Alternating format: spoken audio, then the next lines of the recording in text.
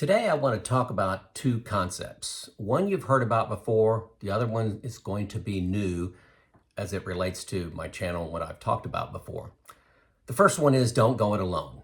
Start a retirement group, have somebody else look at your plan, have 2 or 3 other people join you on your journey, help you with your research on when to take Social Security, what are you going to do about long-term care, should you open a trust, all these things associated with retirement that will help go forth as a group. Definitely helped me. Okay, it's very important in my retirement that I've got 2 other people on the journey with me. So we've talked about that a lot. But the other concept I want to link to this is you are the average of your 5 closest friends. I'm sure you've heard this before. Okay, I am getting tremendous pushback, I would say, from 98% of you that say I can't find a group, nobody's in the same financial state that I'm in. Maybe I'll talk to a couple financial advisors, maybe I'll get a financial advisor. It's an expensive way to go, but maybe cheap if they help you.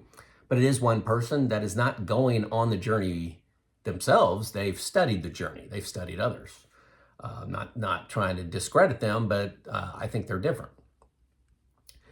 Some of you look to hire a retirement coach. I do some of that work, but very limited. And I can't talk to everybody. I'm very limited on what I could do there. But it's overwhelming. People saying, hey, gosh, the concept of a group sounds great, but I can't do it. So I'm here today trying to give you a little more incentive, a little more emotion and logic around that decision. So you're the average of your 5 friends. So you're studying on your own. You can't create your own financial plan. Maybe it's with a financial advisor. Maybe you paid to get a plan put together. You use something like new retirement software. But when you go out of out of the house, the habits of these 5 closest friends, their spending, their ideas, their opinions, their panic in the market, how they invest, all those risks, all those discussions where these people are on a completely different level than you are dragging down your average. Okay, I'll just say it. So if you're hanging out with somebody that likes to buy toys, they get a new truck every year and buy a new boat every other year and borrow on their credit card to go on vacation, they're sucking you into the vortex, right? Okay, so I understand it's uncomfortable reaching out to individuals and saying, hey, do you want to start a retirement group? But I'm telling you, stretch yourself, okay? Trust me, every single person out there that is within a few years of retirement, say 10 or less years, or they're in retirement, they want to be in one of these groups. So what's funny from my perspective, I get, 200 people telling me, it's probably 2,000 people that's telling me they can't find anybody to be in a group, but they want to be in a group.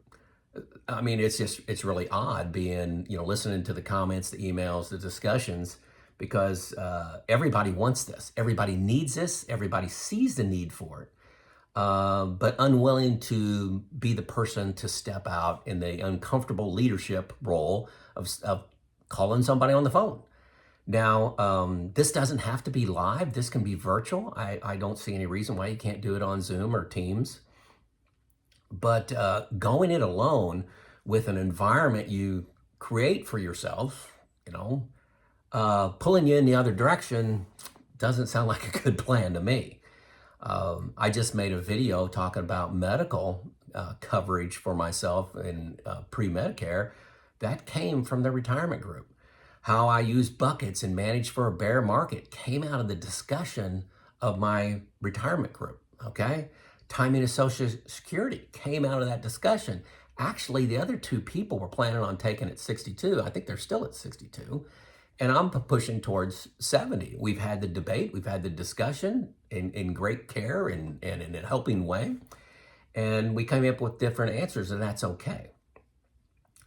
But, I looked to this group to challenge me, to challenge my thinking, because in my basement bunker, I can convince myself hey, I need to take Social Security at 62, or I don't need long-term care insurance, or, what's the odds of there being a bear market? I'm going to go, 90-10 stocks, bonds.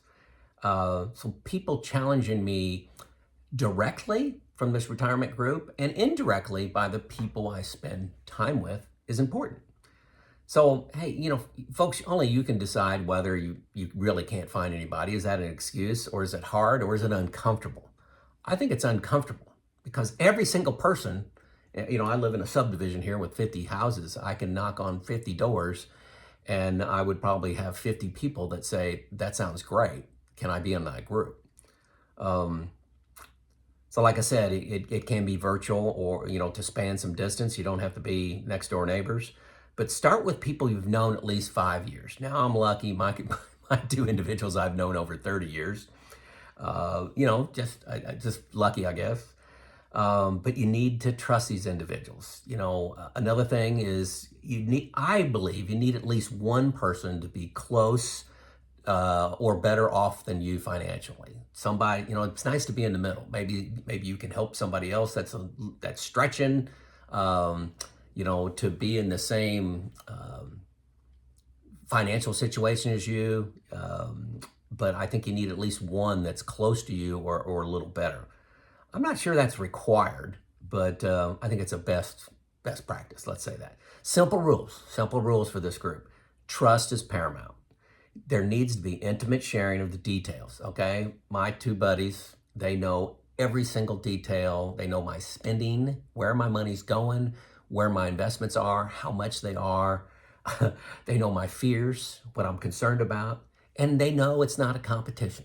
It's not a competition. We're not trying to keep the cards. We're not playing poker with each other to win. There's no winning this. It's a trust circle, okay? It really is. So that's paramount. They need to accept a challenge, each member, to provide loving criticism, a gift, okay? And I say that, I chose those words carefully, loving criticism. So these other two individuals are trying to help me. They need to poke holes in my plan. I contact them if I'm thinking about buying I-bonds, I'm thinking about selling some stock, I'm thinking about increasing the size of my bucket one, whatever I'm looking at doing, buying a CD. I send these folks an email, at a minimum. I send them an email. Can't send a text. We can't have a special meeting. And say, hey guys, what do you think of this? What's wrong with this? And their job is to tell me what's wrong. What could go wrong? I know it can go right, but what can go wrong? And it's not a vote on what we do. I do whatever I want, but I want to clearly understand their position before I have to act. The number 3 rule is a commitment to do the work. So if we assign a task, hey, let's look at long-term care, study that in the next month, and then we'll talk about that in the meeting. And that's, looking at maybe a couple hours of work a month, looking at trust, looking at different medical plans, what's your bear market plan, whatever. Have people do independent study, come together, what's the recommended path from their study, and then we get to decide from there. So those are my 3 rules from an agenda standpoint. We go through urgent things first, okay? So we say, does anybody have anything urgent to talk about? I need to make a decision in the next week on this, okay? Number 2, plan updates. What's changed in your plan since the last time we met? There's a lot of passing on this. Hey, nothing's changed in the last month. Nothing's changed in the last 2 months. But what's going well, and what are your fears? Okay. And then number 3 is we go through the study topic. These meetings last about an hour and a half. They can go a lot less, but we like being around each other. So yeah, that's the agenda. So I think it is so critical to have a retirement group, to have people on the journey with you, and people that inspire you and challenge you. Remember, you're the average of your 5 closest friends. And if you keep coming back, or you could justify whatever you want, okay? It does. I'm trying to help, okay? I'm trying to say what's been impactful on my retirement journey. You surround yourself by people that are pulling you towards some bad practices, bad behaviors. You're going to be the average of those five, right? So, something to think about. Let me know in the comments if you can start a retirement group. It's Joe out.